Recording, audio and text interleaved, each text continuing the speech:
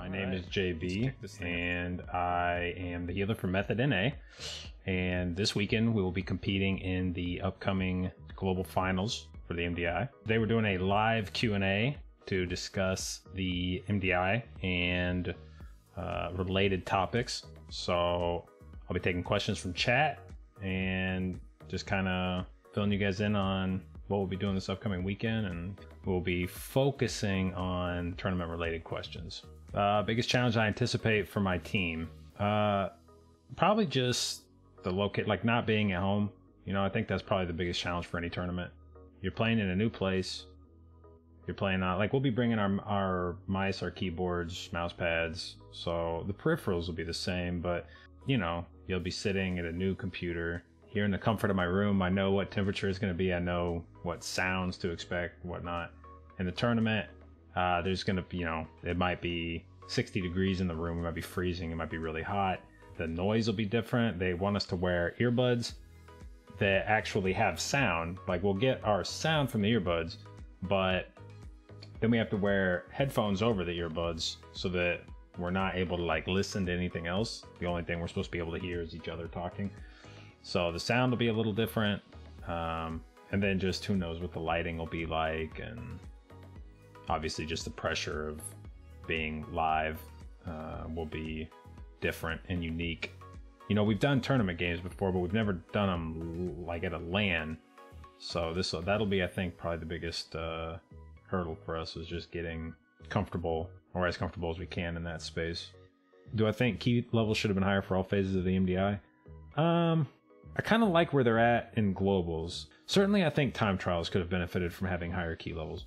You know, when people talk about the level of the keys in the MDI, and they say that that they want higher keys because they want keys to be more dangerous.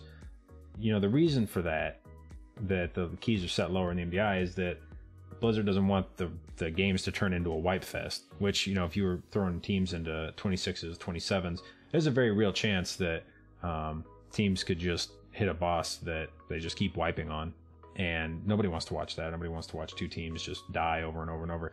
So Blizzard wants to make sure that it's setting keys at a low enough level that there's a high likelihood that the teams are going to complete them without any catastrophic mistakes. And that's sort of the nature of live production, is that you can't take the risk of things getting out of hand from a difficulty perspective. But you don't face any of those pressures in time trials. Time trials are all offline. There is no head-to-head format. There is no live element to the keys. You just get to run them over and over and over as much as you want. And because of that, I feel like time trials are uniquely suited to having very high-level keys. I don't think there would have been anything wrong with set, like, as it happened. The time trials were 3 dungeons, a 20 Maw, a 22 Upper Karazhan, and a 24 Nelths.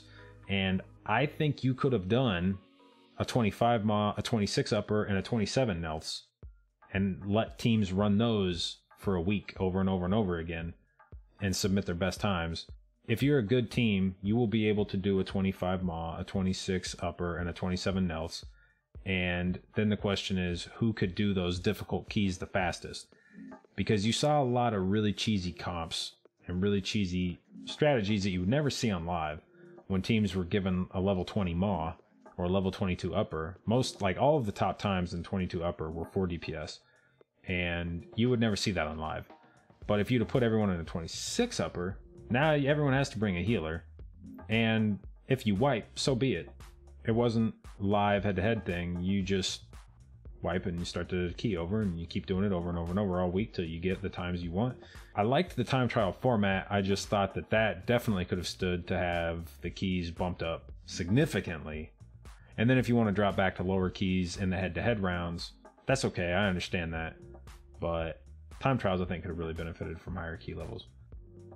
What I'm most excited for this next week, well, obviously hanging out with my homies on Goso, #1 on my things to be excited for list. I say that tongue-in-cheek, but actually that's what I'm most excited about for the MDI, is being able to meet a bunch of people that I've been playing with that have been in the Mythic Plus community. It'll be a lot of fun to hang out. In a lot of ways, the actual tournament itself puts a bit of a damper on the week, because part of me just wants to go up to Columbus and hang out. Go out, eat some good food, drink some good drinks, have a good time, hang out, and just chill. And it's like, but we gotta do a tournament. But I would definitely say what I am most excited for at the MDI is just being able to go meet people. Both people, like I said, both people in the Mythic Plus community, but there'll be a lot of Blizzard folks there that we've been talking with. You know, we've met through the MDI process, and it'll be nice to put some faces to names out there. Yeah, I'm excited from a social aspect. I would say probably as much or more than I am about the competitive aspect from it. But obviously it's a huge opportunity, and I think most teams are probably eyeing that BlizzCon spot. Obviously, if you take first place and get the $10,000 cash prize, that's a lot of money. And I think second place is $4,000. That's still a lot of money. When you get down to like third place, fourth place, down in there, the money's like okay, but compared to how much time you spent practicing, it's kind of like whatever. If I'd have gotten a part-time job mowing lawns, I'd have made this much money from the amount of time we spent practicing. But if you can make the BlizzCon, if you can get that top 4 BlizzCon spot, that'd be a lot of fun too. I would definitely be excited about that. Remake is the best possible solution for MDI runs because it's near impossible to do a pause of the whole dungeon script. And that's another thing that's been suggested, is that if it's at all possible to come up with a pause feature in WoW.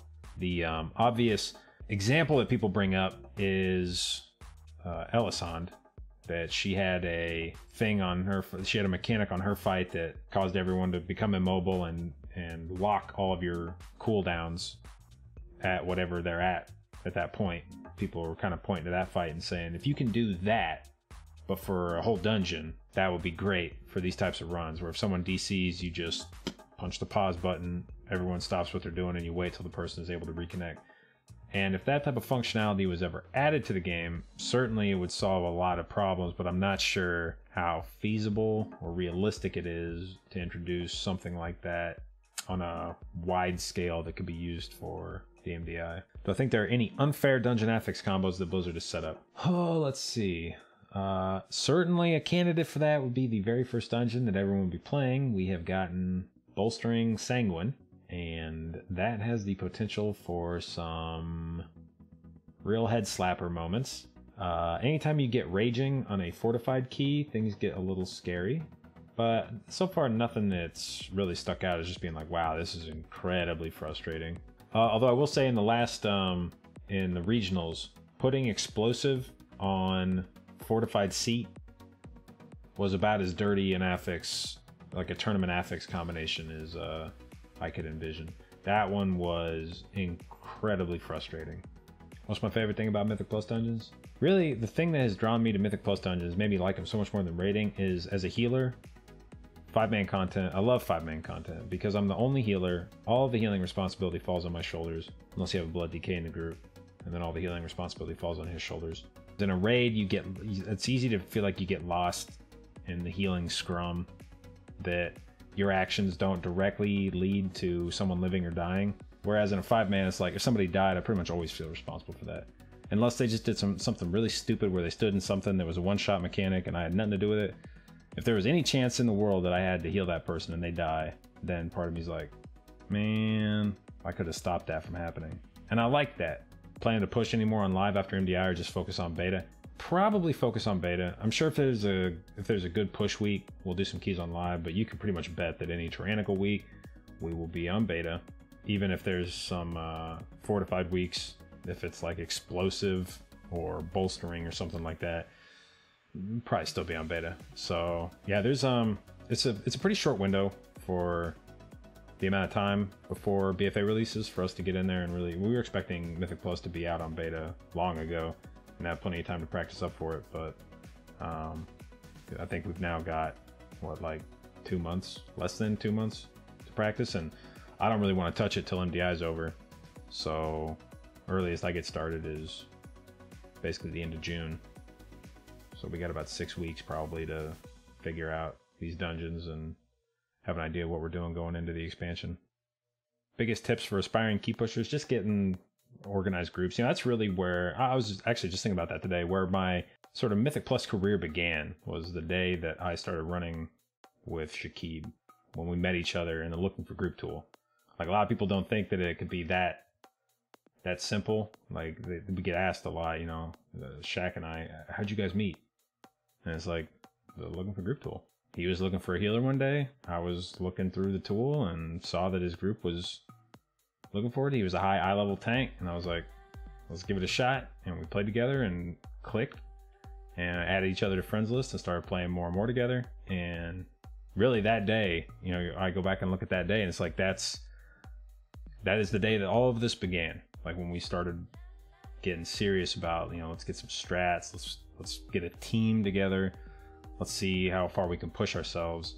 And that's the big thing about getting better in Mythic Plus, is finding other people that you can get better with.